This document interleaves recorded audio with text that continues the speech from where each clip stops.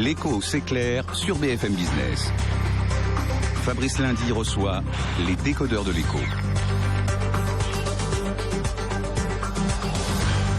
Est-ce que le printemps social qui va se terminer, puisque l'été va bientôt démarrer, préfigure-t-il d'un été chaud, donc avec tous ces conflits qui s'agrègent, qui ne se coordonnent pas, qui ne se fédèrent pas, nous disait tout à l'heure Bernard Vivier, le directeur général de l'Institut du Travail. Mais on a la grève à la SNCF, on a les intermittents sur lesquels on va plancher dans un instant, les taxis également, du côté des chefs d'entreprise, démoralisés également avec cette mise en place du compte pénibilité. Ça vous a fait réagir d'ailleurs sur le compte Twitter des décodeurs de l'écho autour de cette usine à gaz. Je ne vais pas vous donner tous les commentaires. Oui, Bernard Vivier qui nous accompagne, le directeur général de l'Institut supérieur du Travail, Benaouda Abdedaïm de BFM Business, Emmanuel Le Chypre, Virginie Martin, politologue, présidente du think tank Différent, et puis justement avec nous Samuel Churin. Bonsoir. Bonsoir. Comédien, Samuel Churin, porte-parole de la coordination des intermittents et précaires. Avec depuis ce week-end, un certain nombre de festivals, notamment je pense au Printemps des comédiens à Montpellier, qui sont annulés, à l'Opéra Bastille, des intermittents qui ont retardé le début de la représentation de la Traviata. Vous remettez ça donc pour protester contre quoi exactement, Samuel Churin ? Pour protester contre la violence qui nous est faite. L'accord qui a été signé le 22 mars par le MEDEF et leurs camarades, c'est un accord qui est inacceptable. Leurs camarades, c'est la CFDT, FO et la CFTC. Oui. Voilà, pour bien expliquer. C'est un accord inacceptable. Ils reconduisent l'accord de 2003 qui, je rappelle, a pour conséquence 70% de précarité en plus dans le secteur, 70% de précarité en plus. Ça, c'est le rapport de Mathieu Grégoire qui a été fait pour le comité de suivi à l'Assemblée nationale.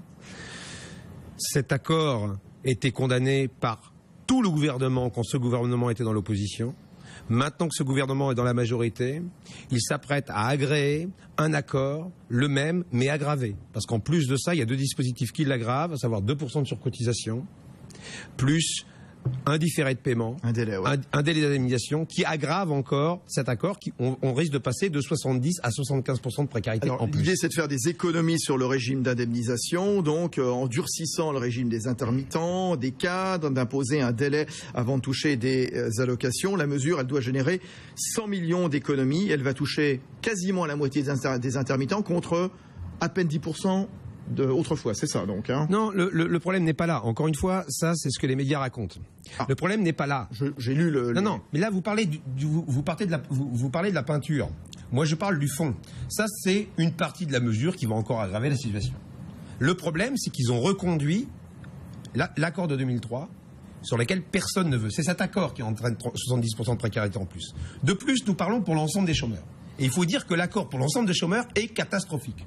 On nous vante les droits rechargeables. Les droits rechargeables, tels qu'ils ont été appliqués, tels qu'ils sont appliqués, c'est une catastrophe.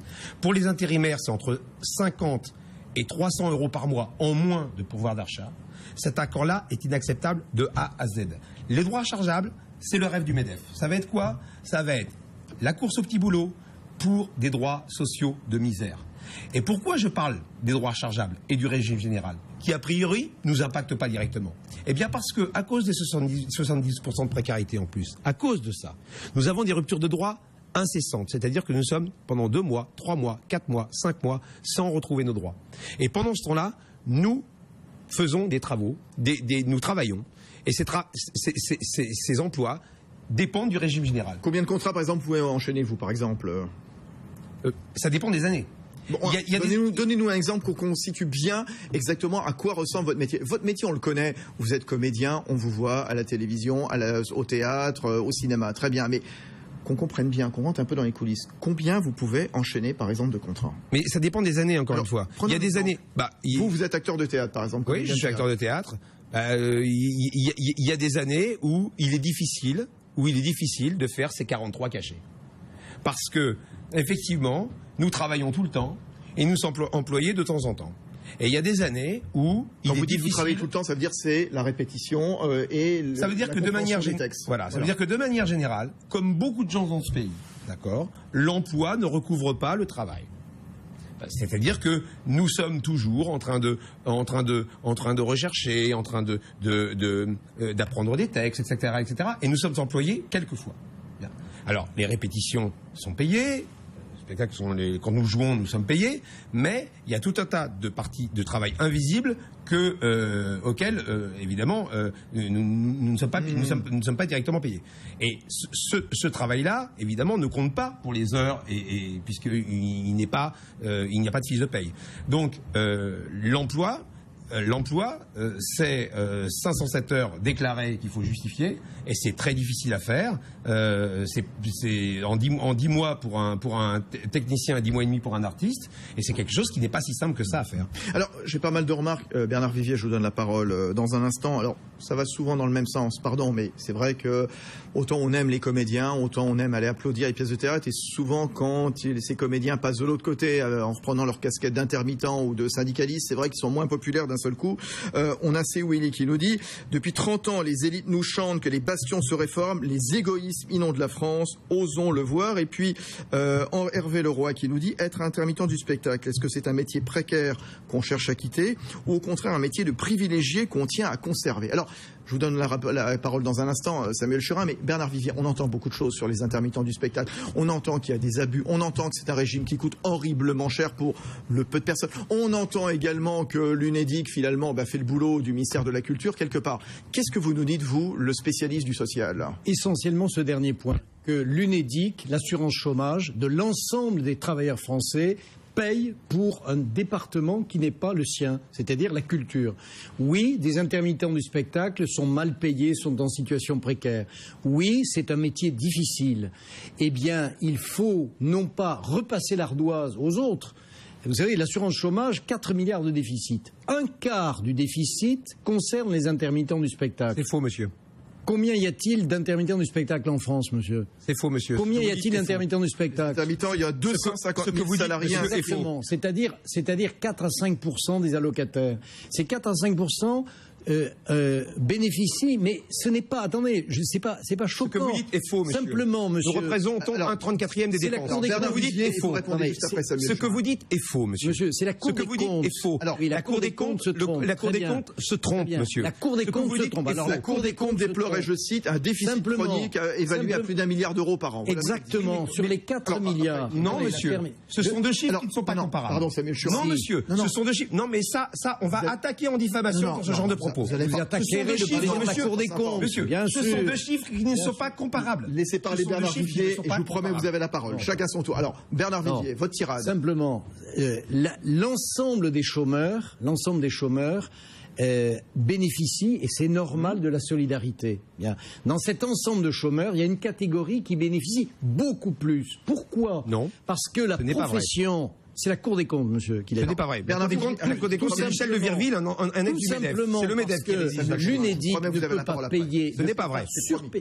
Ça ne remet pas en cause le besoin des intermittents du spectacle d'être indemnisés, mais c'est à la profession de s'organiser. C'est à l'État. C'est à Madame Filippetti et pas Monsieur Rebsamen. C'est-à-dire, en clair, c'est au ministère de la Culture et pas au ministère du Travail. Eh bien non, c'est clair. Parce qu'il y a des centaines de milliers de travailleurs qui, eux, ne peuvent pas bloquer les festivals, mais qui ont besoin de travailler, d'être indemnisés et d'être formés. Bon. Et donc, il est injuste de pénaliser des chômeurs par rapport à d'autres. Maintenant, nous sommes dans une situation économique très difficile.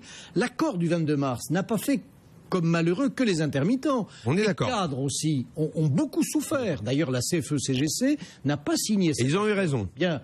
Mais les plus précaires ont beaucoup souffert. Les chômeurs de régime général vont beaucoup souffrir. L'ensemble des organisations signataires a dit il faut maintenir ce régime. C'est nécessaire, c'est un progrès social, l'assurance chômage. Vous savez, avant l'UNEDIC, qui remonte à 1958, quand on tombait au chômage, on bénéficiait de quoi? De la mendicité, de la solidarité du voisin, du grand-père ou du conjoint. C'est un très beau système qu'André Bergeron, Force ouvrière, la CFTC, la CFE-CGC ont construit avec le CNPF et le MEDEF de l'époque. Donc c'est très important de maintenir ce système. Et c'est pas un système à la soviétique, étatisé. C'est un système privé. On ne peut pas dépenser durablement plus que ce que l'on a dans les caisses. Bon. C'est la raison pour laquelle il a fallu faire cette réforme. Après Bernard Vivier, et merci de l'avoir écouté sagement, Samuel Churin, c'est à vous de répondre. Comment pouvez-vous dire une chose pareille? Comment pouvez-vous dire des bêtises pareilles? Dans ce pays, 6 chômeurs sur 10 ne sont pas indemnisés. Comment pouvez-vous dire que c'est un beau système? Les intermittents du spectacle, c'est quoi? Je vous demande de réviser vos fiches. Nous sommes 3,5% de chômeurs indemnisés. Exact. nous percevons 3,4% des dépenses. Je vous demande de vérifier ce chiffre, de revenir sur le plateau et de dire si c'est oui, vrai ou faux la prochaine fois. Laissez-moi parler, je vous ai parlé jusqu'au bout. Ça fait 11 ans que j'étudie ce dossier. Cette histoire de 1 milliard sur 4 milliards, c'est faux. Aussi faux que de dire que Marseille est à 1000 km au nord de Paris. C'est faux. Vous prenez deux chiffres qui ne sont pas comparables.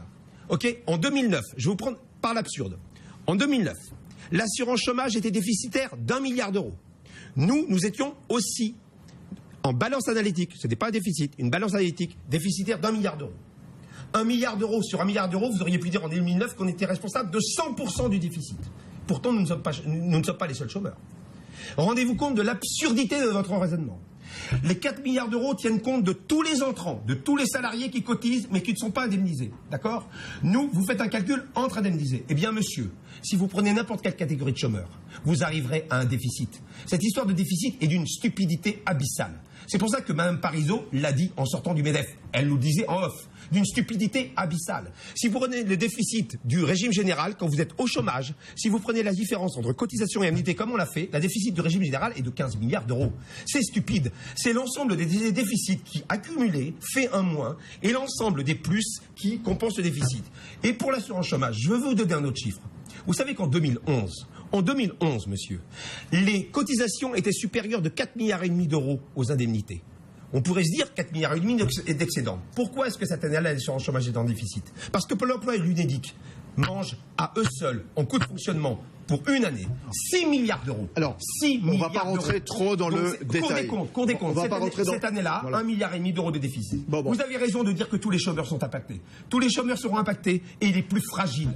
Les droits chargeables, c'est une saloperie. Non. Les plus fragiles seront impactés. Et je le dis, les chômeurs de ce pays sont très maltraités. 6 chômeurs sur 10 ne sont pas indemnisés. Il y a 9 millions de pauvres. Il serait temps que l'assurance chômage soit un grand débat national et non pas un débat réservé aux partenaires asociaux dont vous parlez. Ces gens-là qui n'ont jamais de compte à rendre à personne. En scène, monsieur Emmanuel. Non, mais encore une fois, je trouve qu'on est au bout de cette logique. C'est-à-dire qu'effectivement, ce débat, cette négociation, elle est ridicule à la fois par le résultat auquel on est arrivé et effectivement par la logique qu'on continue à maintenir. Mais le problème, c'est que sur ce sujet-là, comme sur les autres, oui, effectivement, il y a des abus, mais les abus, ils viennent de qui? Notamment sur ce régime, ils viennent, par exemple, de tous les employeurs, et notamment de toutes les grandes maisons de télévision, de radio, etc., qui abusent et surabusent de tous ces contrats. Ils ne savent pas toujours combien ils ont d'intermittents chez France Télévisions, ils savent pas. Fondamentalement, quand on dit aux Français intermittents du spectacle, ils pensent toujours, alors, je sais bien que vous l'avez pas, ils pensent toujours au festival, mais là, on parle pas des comédiens, on parle de tous les personnels techniciens qui sont sur les plateaux. Et vous savez, le problème n'est pas là. Le MEDEF veut réformer le régime des intermittents puisqu'ils ne veulent pas que nous servions de modèle aux autres. En ce moment, il y a 86% des gens qui se font aider. Mais bien sûr que... On est d'accord. Écoutez, messieurs, vous êtes des économistes. Simplement un chiffre. En supprimant les annexes 8 et 10, ils auraient fait 300 millions d'euros d'économie. D'accord On passait de 1 milliard... Rapport en supprimant quoi? En supprimant les annexes 8 et 10. On passait de 1 milliard annexes 8 et 10 qui couvre quoi alors?